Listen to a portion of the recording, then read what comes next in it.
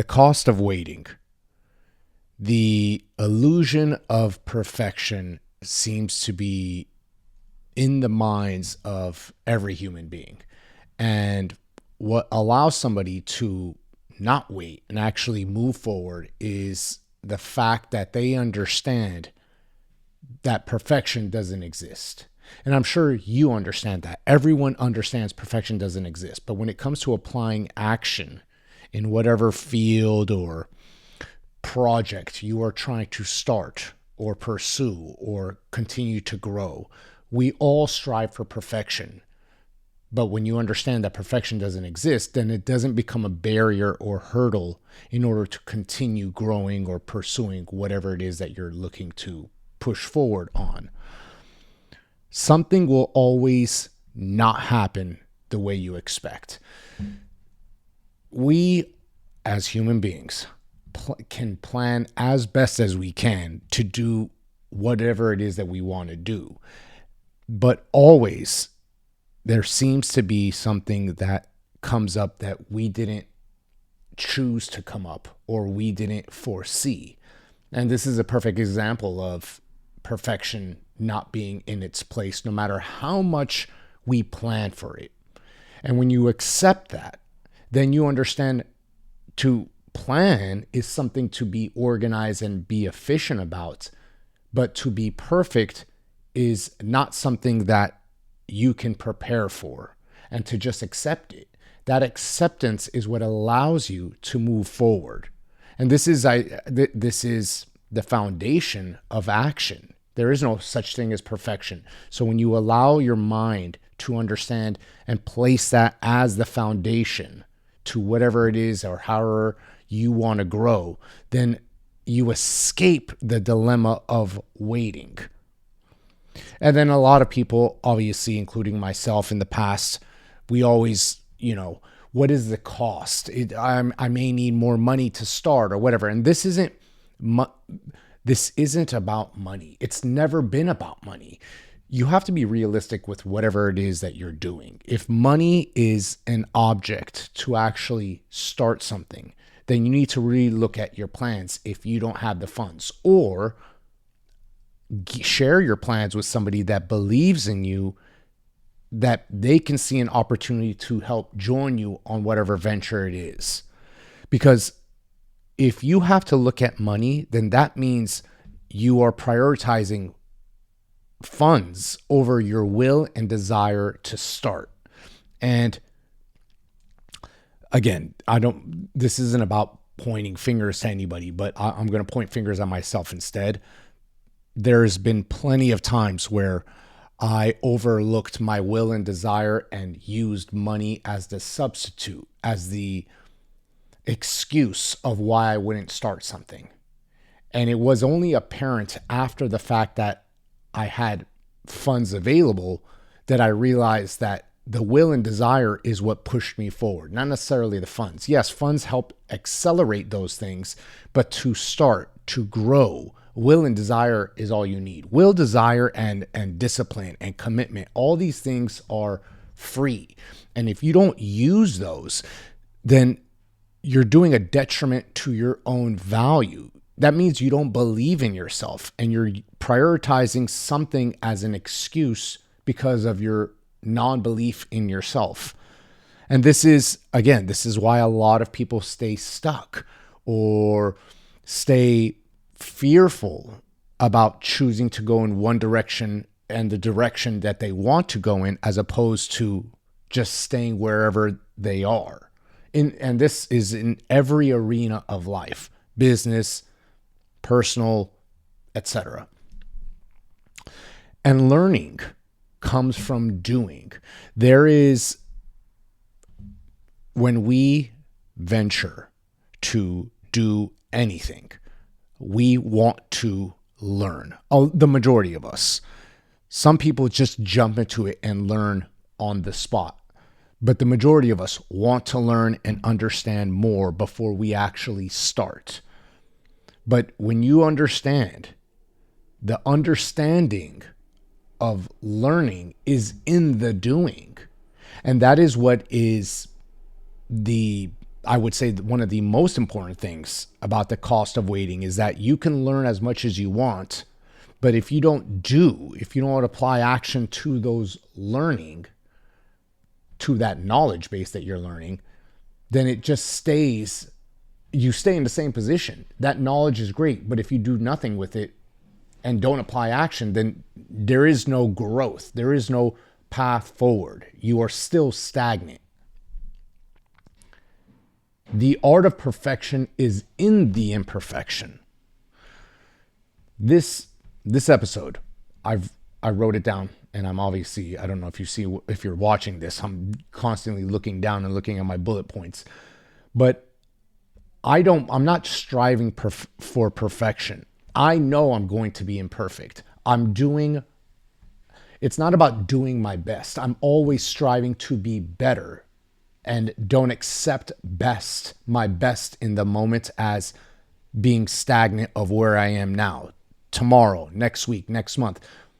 I will push myself to do better, but I understand I will never reach perfection. Perfection is being imperfect. When I mentioned I wrote this down, I could have easily went to AI, read this off, and have it structure it better to me. But I am not a computer. I don't want to come off as being a computer. You don't need, if you're watching or listening to this episode, it is because you want to listen or watch human behavior, not AI. You don't need me to go to AI, ask questions, and receive an answer. So why would I do you a disservice and share something you could do on your own and just reread it back to you? I understand when I'm writing and the way I'm categorizing and selecting margins about how I'm spacing things out. I know this may not be perfect, but that's all right. But because I understand that I am sharing something that is human to whom is listening. You may even feel the understanding of it better, even though it's not in the best format, because we are human. This is just my belief. This is my opinion. The more that I see people integrating themselves with AI, the more I want to pull away. Because without going down the AI conversation, I don't believe in the future of AI. Not necessarily in the terms of finding paths to cures in the health sector, this and that. There are exceptions. But outside of that, when it comes to creative work, when it comes to conversation, understanding, connecting human beings, I think AI is going to destroy us. So without going down that path, the point I'm trying to make is I understand this may be imperfect, but it doesn't matter because I am a human being, you're a human being, and I understood that prior to me writing this. Even writing has become a rare tool. The pen and paper has become a rare tool, yet I still use it because I understand that if I connect my brain to paper, I have a better creative outlet. I have a better creative function of what I'm trying to share versus typing it out. And this is, some people may disagree with this. So I'm just sharing, obviously, what I'm doing as I'm speaking.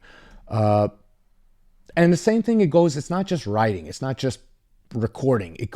This applies to art, music, anything that's crafted. You don't look for perfection when you are trying to understand human integration in how that creative outlet is being expressed. Writing is one way. We read books because we don't read books that are written by AI. We read them that are written by human beings. Art is solely expressed from the human that is doing that creative work.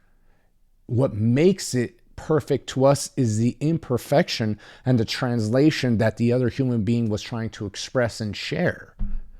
Music, the same thing. And again, craftsmanship, anything that this is also aligning with art as well, but anything that's being built, there is perfection in the imperfection of being a human being.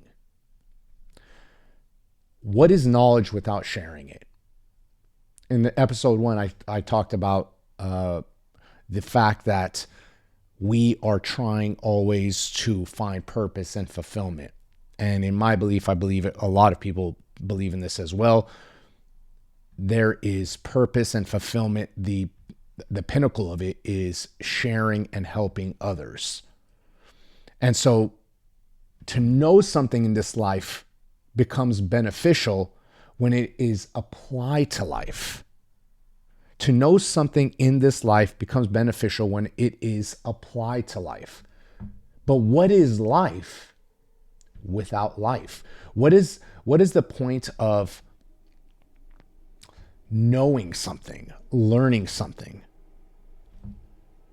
and not being able to share it with the same life form? I mean, if we're speaking about to know something in this life, to gain knowledge is to apply it to life, to apply it so another human being can understand. It's one thing to get to execute something from knowledge to, okay, I need to solve this in order to build this. Great. But when you look at the extension of whatever it is that you're trying to solve, I can promise you almost always, if you keep extending it, there's another life form at the end of that. You're trying to build a house, there's no human being yet. But what is the purpose of a house? You're gaining knowledge to build a house for what purpose? For life to prosper and live. There is no point to have knowledge, in my opinion, other than to grow yourself and life around you, which in turn means other human beings. There's a quote here by Seneca, and he is one of the main figures in the realm of Stoicism. And he says, "There's no delight in owning anything unshared." And then also I have a quote here from the Dalai Lama: "Sharing knowledge is a way to achieve immortality." Again, going down that spiritual path. If you are gaining knowledge, you prosper, you find purpose, you find fulfillment in the most pinnacle way when you're able to share that with others. To keep things in your mind becomes stagnant. There is no fulfillment in that. We are motivated by the pursuit of others. But inspiration is the highest self-motivator. When we watch other people, we get motivated. For what purpose? To apply action. But inspiration is the highest motivator. To be motivated is one thing. Okay, you feel good. Now do what? Okay, action. Let me apply action to it.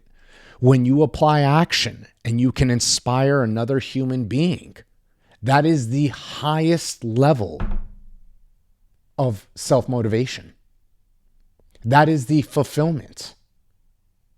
And when you understand this, the cost of waiting starts to diminish because it accelerates you to want to be fulfilled, to want to find purpose. And a lot of people don't see this. A lot of people don't care. And then they wonder why they feel a certain way. This includes myself. Gaining experience in your pursuit relieves stress and overthinking. But it also shows you the path that you couldn't see otherwise. I believe, and I'm sure you believe this as well, when you push yourself into action and you start to gain that experience, whatever stress you were feeling starts to diminish because of that action, because you are now moving towards your goal. And when you are in that path, you're allowing yourself to see something otherwise. Remember, it doesn't matter how perfectly we plan things. Something will always not happen the way you want. And when you understand that, then you push forward no matter what. As carefully as you've planned, you still push forward. But you don't allow yourself to stay stagnant because you want to pursue in order to not allow the mind to drift in a direction that creates that stress. So the way you relieve it is by moving forward in whatever it is that you're trying to achieve. Whatever it is, whatever path you are looking to go down, you move forward. But it also shows you the path you couldn't see otherwise. Maybe there's mistakes that you won't, that are something that you don't foresee. Again, something will always happen. Something will always not happen the way you want. And the fear you feel comes from not understanding what you're not doing.